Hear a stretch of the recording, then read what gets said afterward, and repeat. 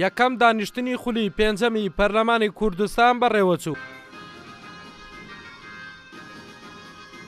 ئەندامانی نوێ خولی پێنجەمی پەرلەمانی کوردستان ومێد دەکەن ئەم خولەی پەرلەمان دوور بێت لە ململانەی سیاسی و پەرلەمانتاران بە هەرچی ڕاستەقینەی خۆیان هەڵسن، ئەویش یاسادانان و چاودێری و پەسەندکردنی بودجەیە.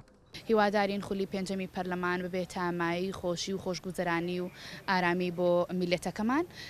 بەڕاستی خەڵک لەناو ئەو هەموو سیراعە سیاسی کە لە کوردستاندا هەیە بێزار بووە، لەو هەموو مزایەدەی کە لە کوردستاندا دەکرێت بەسەر هاوڵاتی و بەسەر حکوومەتەوە خەڵک بێزار بووە. هیوادارم تیمی ئەمجاری پەرلەمان تیمێک بن دەستناو دەستی یەکتر بۆ ئەوی بتوانن هەمووان پێکەوە خزمەتی کۆمەڵانی خەڵکی کوردستان بکەن. پەیامی ئێمە بۆ کوردستانیان ئەوەیە کە الأولوية كاركاني إما لنا هولي برلمان دا أو كأوبر استقراري سياسي لنا هولي برلمان دا برپا بکەین.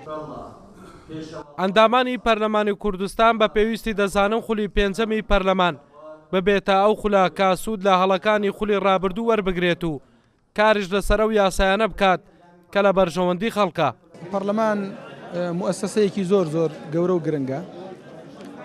پەرلەمان مەرجعی یاسادانانە، مەرجعی سیاسیە، پێویستە پەرلەمان ئیتر بەکاری خۆی هەڵسێ. کاری ئێمە لە پەرلەمانی کوردستان وەزیفەیەکی قورسە و کارێکی گەورەیە، کارەکەش لە پێناو خەڵک و خزمەتکردنی خەڵکی کوردستانە. لەبەرەوە وەزیفەی هەمومانە کە کاری جدی و کاری گەورە بکەین بۆ داهاتوو.